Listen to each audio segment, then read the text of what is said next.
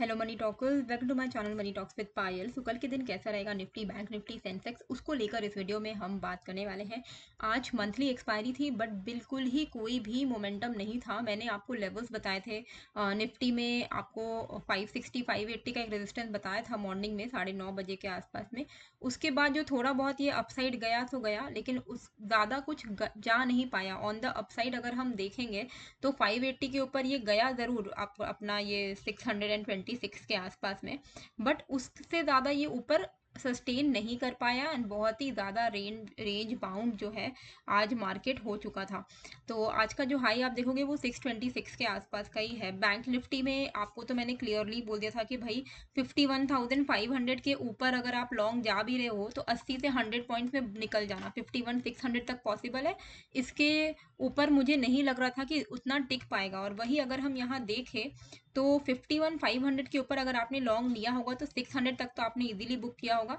वो गया 700 तक गया है, लेकिन वहां से शार्प आप लास्ट 15 मिनट का कैंडल देखोगे तो आपको समझ आएगा कि कब गया। एकदम लास्ट 3 बजे गया, तो 3 बजे तक आदमी थोड़ी होल्ड करेगा। प्रीमियम बिल्कुल ही डीके हो रहा था, काफी ज्यादा रेंज बाउंड मार्केट आज हमने देखा है। जो सबसे इम्पॉर्टेंट अपडेट आया है, जो मैंने आपके साथ शेयर भी किया था अपने टेलीग्राम में, लिंक डिस्क्रिप्शन पे है टेलीग्राम का, कि ट्रम्प ने ऑटो में टैरिफ लगा दिया है। 2 अप्रैल से वो लागू हो जाएगा। 25% टैरिफ लगाया है उन्होंने all non US made cars में। जितने भी कार्स जो कि यूएस के बाहर से आएंगे उनमें 25% का फ्लैट जो है आपका रेसिप्रोकल टैरिफ जो है उन्होंने टैरिफ जो है लगा दिया है। अभी उसकी वजह से हमारे मार्केट में सबसे ज़्यादा जो इम्पैक्ट आज ऑटो सेक्टर की वजह से हुआ था, ऑटो सेक्टर के स्टॉक्स जो हैं वो थोड़े बहुत नीचे की तरफ गए थे। Tata Motors fell down by almost 6%। अभी टाटा मोटर्स के बारे में आई एम वेरी श्योर आप लोगों के पास टाटा मोटर्स हैं, तो टाटा मोटर्स के बारे में मैं थोड़ा सा आपको बता देती हूँ। जिनके पास भी है उनको मैं बता देती हूँ। ये investing.com का प्रो वर्जन है, प्रो वाला। तो investing.com के आप प्रो में जाओगे, वहां पे आप यहाँ पे सर्च करना टाटा मोटर्स, ठीक है। सब डायरेक्ट आप जाना यहाँ कंपेयर पे। एक जो आपको बढ़िया चीज जो इन्वेस्टिंग प्रो में मिल जाती है वो है कंपैरिजन वाला फीचर। इनका बड़ा अच्छा है।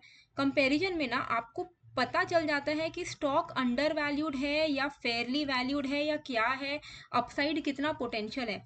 पीयर कंपैरिजन में आप देखोगे तो एक हीरो मोटोकॉर्प और एक टाटा मोटर्स, दोनों ही आज की डेट पे अंडर वैल्यूड है। बाकी सारे फेयरली वैल्यूड है। फेयरली से भी ज्यादा बेटर होता है under valued. Under valued is the best, कि अंडर वैल्यूड है एकदम। फेयर वैल्यू लेबल एनालिस्ट के हिसाब से भी अपना टाटा मोटर्स अंडर वैल्यूड है और हीरो मोटोकॉर्प अंडर वैल्यूड है। बाकी सब भी है, लेकिन क्योंकि ये इस पैरामीटर में फेयर है, हम इनको कैंसिल कर देंगे। हम केवल हीरो मोटोकॉर्प और टाटा मोटर्स पर ही फोकस करेंगे। अब इन दोनों में से कौन सा लेना चाहिए, उसके लिए आप क्या इस्तेमाल कर सकते हो। ओवरऑल हेल्थ लेवल भी आप देखोगे तो ग्रेट दिखा रहा है हीरो मोटोकॉर्प का, और टाटा मोटर्स का भी ओवरऑल हेल्थ ग्रेट दिखा रहा है। हर पैरामीटर में अच्छे हैं। बेस्ट क्या यहाँ पे दिख रहा है, अपसाइड कितना आ सकता है। हीरो मोटोकॉर्प में 18.5% का अपसाइड है। टाटा मोटर्स में 46.5% के अपसाइड आने के चांसेस हैं।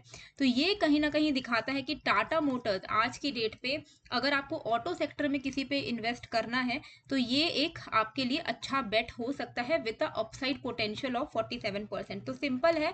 इन्वेस्टिंग प्रो जिनके पास नहीं है, उन लिंक तो मैंने डिस्क्रिप्शन पे दिया, मैंने टेलीग्राम में भी आप लोगों को समझाया है, ठीक है, कैसे आप इसको इस्तेमाल कर सकते हो। तो मैंने लिंक डाल दिया डिस्क्रिप्शन में। आपको क्या करना है, इन्वेस्टिंग जो लिंक है ना, मैं उसमें आपको बस क्लिक करना है। क्लिक करोगे ना आप तो वहां पे आपको 2 प्लान्स मिलते हैं। आपको क्लिक करने के बाद जाना है, आपको ऐसे दिखाएगा कि एआई पिक्ड स्टॉक। बेसिकली क्या होता है, investing.com में पूरा एआई का पोर्टफोलियो बना बनाया आता है जो कि निफ्टी को बीट करता है, ठीक है। तो अगर आपको पोर्टफोलियो चाहिए तो वो भी आपको मिल जाएगा, कि बना बनाया पोर्टफोलियो, आप उसको ही छाप सकते हो। तो आप जाना get AI stock picks now में।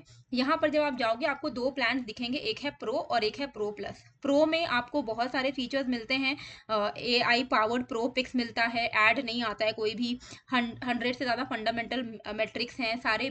प्रो न्यूज़ जो कि इंपॉर्टेंट है आपके लिए जानना as a stock market trader and investor, वो सारी चीज़ें मिलती हैं। फेयर वैल्यू कैलकुलेटर मिलता है, pro tips, peer comparison, health को सब मिलता है।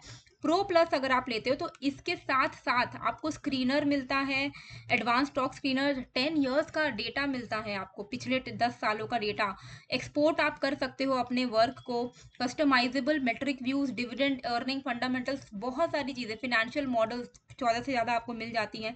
तो प्रो प्लस भी आपको यहाँ पर आप इस्तेमाल कर सकते हो। आपको क्या करना है, मान लो आपको प्रो खरीदना है, आप सिंपली जाना सब्सक्राइब नाउ में, ये 437 पर मंथ दिख रहा है, यानी कि एनुअली कितना बनता है, ऑलमोस्ट 5,500 के आसपास, मतलब 5256। अगर आप मेरे लिंक के थ्रू जा रहे हो ना, आपका डायरेक्टली 70% ऑफ हो जाएगा। ये कोड भी है, आप अगर आप लिंक नहीं यूज करो तो आप ये कोड यूज कर लेना, आपको डायरेक्टली 3,500 रुपये ऑफ हो जाएगा। आपका केवल लगेगा 1682 रुपीज। कहाँ आपका, अगर आप नॉर्मली लेना चाहते हैं तो 5256 लगता है, यहाँ आपका टोटल में केवल 1682 लगेगा प्रो प्लान में। प्रो प्लस प्लान में अगर आप जाते हो तो वो मैंने आपको टेलीग्राम पे भी ये शो किया था कि प्रो प्लस प्लान जो है, आप यहाँ पे देख सकते हो कि 1094 पर मंथ का है, ठीक है। लेकिन ये केवल मेरे सब्सक्राइबर्स के लिए है, जो मैंने आपको लिंक शेयर किया। अगर आप उस लिंक के थ्रू जा रहे हो, अगर आप बिना लिंक के जाओगे तो आपको 13,140 रुपये लगेंगे, पर अगर आप मेरे लिंक के थ्रू यहाँ पे खरीदना चाहते हो, आपको डायरेक्टली 70% ऑफ हो जाएगा, मतलब 9,000 रुपये आपके डिस्काउंट हो जाएंगे। आपको केवल 4205 रुपीज लगेगा। आप सोचो 13,000 की जगह आपको केवल 4,000 रुपये लगने वाले, आप जीपे से पे कर सकते हो, ठीक है। वीजा कार्ड भी है आपके पास ऑप्शन, नहीं तो आप सिंपली जीपे से भी पे कर सकते हो। तो बहुत अच्छे फीचर्स हैं यहाँ पर, अगर आप देखोगे तो बहुत सारी चीज़ें हैं। आपको प्रो पिक्स एआई में जब आप जाओगे ना, तो यहाँ पर आपको बना बनाया पोर्टफोलियो भी मिल जाता है कि आपको कौन से स्टॉक्स में इन्वेस्ट करना चाहिए जो कि इंडेक्स को बीट कर देगा इन द लॉन्गर टर्म। और इंडेक्स से, इनके पोर्टफोलियो ने इंडेक्स से ऑलमोस्ट 8-10 गुना ज़्यादा रिटर्न्स दिए हैं। तो आप वो सारी चीज़ें देख सकते हो। और जैसे कि अभी मैंने आपको टाटा मोटर्स के बारे में समझाया था कि टाटा मोटर्स आज की डेट पे अच्छा पिक है। कोई भी स्टॉक अगर आपको देखना है, आप उसका पीयर कंपेरिजन में जाना, आपको सब दिख जाएगा कि अंडर वैल्यूड है कि फेयरली वैल्यूड है। कोई भी स्टॉक जो ओवर वैल्यूड है आपको इग्नोर करना है, अंडर वैल्यूड है आप उसको ले सकते हो बिंदास, अगर उसमें आपका अपसाइड पोटेंशियल बहुत अच्छा है तो, ठीक है। तो ये सारी बहुत अच्छे अच्छे फीचर्स हैं, आप देखोगे आपको मजा ही आ जाएगा। टॉप नॉच वेबसाइट है investing.com, आप सब जानते ही हो। तो आपको 70% ऑफ मिलेगा, लिंक मैंने डिस्क्रिप्शन पे डाला है। अभी निफ्टी और बैंक निफ्टी में हमें किस तरीके से ट्रेड करना है, देखिए सबसे पहले तो मैं आपको ये टैरिफ के बारे में बता देती हूँ कि टैरिफ का क्या चल रहा है। अभी देखिए टैरिफ को लेके ऑलरेडी 25% इन्होंने ऑटो पे लगा दिया है, विच इज़ ओके। लेकिन नेक्स्ट व्हाट, 2 अप्रैल से ये सारी चीज़ें जो लागू होने वाली हैं, कौन कौन से टैरिफ हमारे को इम्पैक्ट कर सकते हैं, ठीक है। तो यहाँ पर अगर आप देखोगे कि इंडिया जो है ना, ऑलरेडी मेजर्स उठाना उन्होंने शुरू कर दिया है। इंडिया ने क्या किया है, हम लोग ईवी के जो बैटरी में जो कंपोनेंट्स लगते हैं और जो मोबाइल में जो कंपोनेंट्स लगते हैं, उस पे हमने बिल्कुल ज़ीरो इम्पोर्ट ड्यूटीज़ कर दिया है, ताकि हमारा भी जो एक्सपोर्ट जाए उनमें कोई चार्जेस ना लगे। तो हमने ऑलरेडी यूएस में बोला है कि भाई हम आपसे कुछ चार्ज नहीं करने वाले हैं, कोई इम्पोर्ट ड्यूटी हम चार्ज नहीं करेंगे ईवी बैटरी एंड मोबाइल के कंपोनेंट्स में। तो इससे क्या होगा कि हमारा भी जो देखिए ईवी इज़ द फ्यूचर, तो इस पे तो इंडिया ऑब्वियसली वो रिस्क ले ही नहीं सकता है। और ईवी हम चाहेंगे कि हमारा ईवी के बैटरीज के जितने कंपोनेंट्स हैं, जितना ज़्यादा हम एक्सपोर्ट कर सके करें, क्योंकि ये फ्यूचरिस्टिक कंपोनेंट है ना, फ्यूचर में काफ़ी ज़्यादा इस्तेमाल होने वाला है। तो एटलीस्ट ये हमारा इतना हिट नहीं होगा। कहाँ हिट खा सकते हैं हम, ऑटो पे हम ऑलरेडी हिट खा चुके हैं 25%। टाटा मोटर क्यों गिरा, क्योंकि उसका जो जैगुआर है वो तो 24-25% का इनकम जनरेट करता है फ्रॉम यूएस, तो वो काफ़ी बड़ा उसने हिट लिया है। बाकी टेक्सटाइल इंडस्ट्री पे हम ऑलरेडी थोड़ा कम करने वाले हैं, ऐसा गवर्नमेंट का कहना है कि टेक्सटाइल इंडस्ट्री हो गया, ज्वेलरी हो गया, इंजीनियरिंग गुड्स हो गया, इनमें शायद वो थोड़ा बहुत टैरिफ को रिड्यूस करेंगे, ताकि हमारे पर भी ज़्यादा लाइबिलिटी ना आए। पर फिर भी आप मान के चलो, textile industries, pharma industries, engineering industries और आपका ज्वेलरी इंडस्ट्री, ये सारे कैन टेक अ हिट। अभी देखना है कि ट्रम्प क्या टैरिफ लगाते हैं, कितना लगाते हैं, वो सारी चीज़ें हमें देखना है। तो इसीलिए मैं बार बार बोल रही हूँ कि अप्रैल का महीना बहुत ज़्यादा इंपॉर्टेंट है हम सब के लिए, क्योंकि अप्रैल में ही हमें असली पता चलेगा कि भाई मार्केट जाना किस तरफ चाह रहा है, ठीक है। अगर तो ये इन्वर्स हेड एंड शोल्डर बनाने वाला है तो मोस्ट प्रोबेबली 22,800 तक जाएगा। उसके बाद हम इन्वर्स हेड एंड शोल्डर बना के वापस ऊपर की तरफ ब्रेकआउट दे सकते हैं, ठीक है। Inverse head and shoulder as in ये जो है ना, ये 22,800 बना, फिर थोड़ा ऊपर गया 23,800 तक गया, ठीक है। फिर नीचे एक डिप लिया 22,000 के आसपास में, फिर से ऊपर गया 23,800 पे, वापस से नीचे आएगा 22,800 पे, वापस से ऊपर ब्रेकआउट। ऐसा एक पैटर्न क्रिएट हो सकता है, ये एक अजम्पशन है। एक ऐसा पैटर्न स्लोली हो सकता है, थोड़ा टाइम लगेगा। It is not going to be a V shape recovery कि अभी के अभी बस हम ब्रेकआउट दे ही देंगे और ऑल टाइम हाई लगाएंगे, वैसा नहीं लग रहा है। टाइम लगेगा, मान के चलो 8 से 12 महीने अब लगेंगे हमें वापस से ऑल टाइम हाई तक टच करने में, ठीक है। तो थोड़ा पेशेंस अभी आपको रखना है। बहुत अच्छा समय है स्टॉक्स को इन्वेस्ट करने का, ये बहुत अच्छा समय है। तो आप ज़रूर से इनके इन्वेस्टिंग प्रो फीचर का इस्तेमाल करके जो भी आपको स्टॉक्स लेना है एक बार आप चेक कर लेना कि वो अंडर वैल्यूड है नहीं है। आपको कुछ नहीं करना होगा, ठीक है। आप एक बार इनका पोर्टफोलियो भी जाकर चेकआउट कर सकते हो और उस हिसाब से भी आप इन्वेस्टमेंट कर सकते हो, ठीक है। अभी निफ्टी में हमें किस तरीके से ट्रेड करना है इंट्राडे में, तो इंट्राडे में हम चलेंगे यहाँ पे 15 मिनट के चार्ट पे। ओके, 15 मिनट के चार्ट पे हम ये एकदम ही जो रेंज बना दिया था ना, हम इस लेवल को मार्क करके रख रहे हैं। 23,640 का लेवल है ये, 23,640। अगर ये लेवल को ब्रेक करता है निफ्टी तो हम यहाँ पे वापस से लॉन्ग साइड का ट्रेड इनिशिएट करेंगे, क्योंकि ये जो कंसोलिडेशन है उसका ब्रेकआउट मिलेगा। 640 के ऊपर 740, 800 एंड देन 870 ऐसे लेवल्स जो है हम अपसाइड पर एक्सपेक्ट कर सकते हैं। ऑन द डाउन साइड ये जो आज इसने लास्ट में जो इतना ज़्यादा जो रेंज बनाया है, हम इस रेंज के ब्रेकडाउन पर ही ट्रेड करेंगे, जो कि है 23,550, 23,550, 23,550 के नीचे 500 एंड उसके नीचे आपका 444, ठीक है। ये लेवल्स जो हैं हमें देखने को मिलेंगे ऑन द डाउन साइड। तो 23,555 मान के आप चलो, 555, 23,555 और ऑन द अपसाइड 23,640। इस लेवल के ऊपर ही आप ट्रेड लीजिए, क्योंकि ये रेंज में ना काफ़ी प्रीमियम डीके हो रहा है, तो ये रेंज में ट्रेड करना बिल्कुल ही सही नहीं है। It will not be apt. Okay, इसके बाहर अगर हम देखिए जितना लंबा कंसोलिडेशन उतना अच्छा ब्रेकआउट, ठीक है। तो होने दो कंसोलिडेट, कोई प्रॉब्लम नहीं है। जैसे ही 640 ब्रेक करेगा आप लॉन्ग लो 740, 800, 820, 870 के टारगेट्स के लिए। डाउन साइड पे 555 ब्रेक करता है, 500, 440 के लेवल्स तो आपको देखने को मिल ही जाएंगे। एंड उसके बाद थोड़ा और अगर हम नीचे एक्सपेक्ट करते हैं तो एटलीस्ट ये जो गैप है वो फिल हो सकता है, विच इज 23,400 के लेवल्स, ठीक है। In case of any change in the level I will update in the Telegram group, और लिंक है डिस्क्रिप्शन पे। बैंक निफ्टी में क्या, बैंक निफ्टी में भी हमें क्लियरली इस रेंज को सरपास करना पड़ेगा। ये पूरा एक रेंज आपको एक सेकेंड, ये क्या हो गया,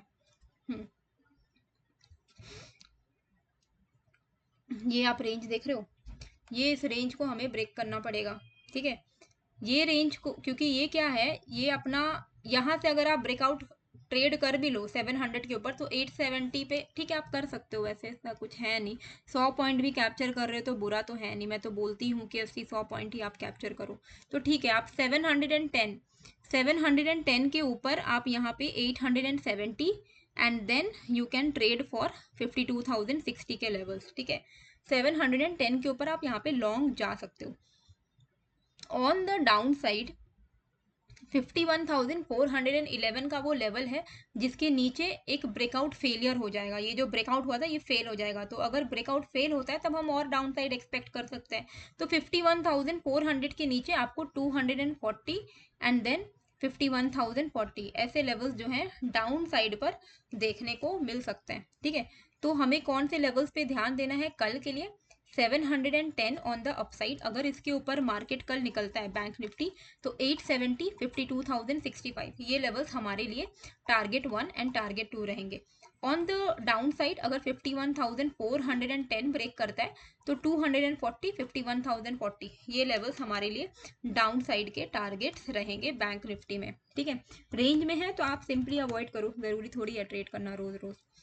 बाकी सेंसेक्स में क्या करना है, सेंसेक्स में हम ये लेवल्स को डिलीट करते हैं। सेंसेक्स में आपको सिंपली इस रेंज को मार्क करके रखना है, ये वाला जो रेंज है इसको आप मार्क करके रखो। ये आपका 77,750, 77,750 के ऊपर अगर निकलता है तो 820 एंड देन 77,930 आपके लिए लेवल्स रहेंगे एंड उसके ऊपर निकलता 78,030। ये लेवल्स आपको जो है डाउन अपसाइड पर देखने को मिलेंगे। डाउन साइड पे ब्रेकआउट फेलियर कब होगा, जब 77,535 ब्रेक होगा। क्यों, क्योंकि यहाँ पर अगर आप देखोगे तो हमने एक ब्रेकआउट दिया ठीक है, इस लेवल के बाहर ब्रेकआउट दिया। अब अगर ब्रेकआउट फेल होना है, मेरे हिसाब से तो नहीं होना चाहिए, पर अगर फेल हो रहा है तो 530 के नीचे ही आ जाएगा। 530 के नीचे आ गया यानी ब्रेकआउट नहीं सस्टेन कर रहा है, ये फेकआउट था। तो डाउन साइड पे 77,530, अगर इसके नीचे सेंसेक्स जो है ट्रेड कर रहा है यानी कि नेगेटिव है। ठीक है, ब्रेकआउट फेल है, अब इसको नीचे ही जाना था अल्टीमेटली, इसने सिर्फ ट्रैप करने के लिए ये ऊपर आया। तो 77,530 के नीचे में आप यहाँ पे 77,400 एंड देन 77,250 एंड उसके भी नीचे आप यहाँ पर 77,150, ऐसे लेवल्स को आप एक्सपेक्ट कर सकते हो ऑन द डाउन साइड। तो सेंसेक्स के लिए 77,750 के ऊपर या 77,530 के नीचे, इसके बाहर ही आपको ट्रेड करना है। इस 220 पॉइंट के बीच में आपको जो ट्रेड है वो नहीं करना है। ठीक है, तो आई होप आपको ये वीडियो अच्छी लगी है। कैसी लगी है मुझे कमेंट करके ज़रूर बताइएगा। नए हो तो सब्सक्राइब कर लीजिएगा। मिलते हैं फिर एक नए वीडियो के साथ। Thank you.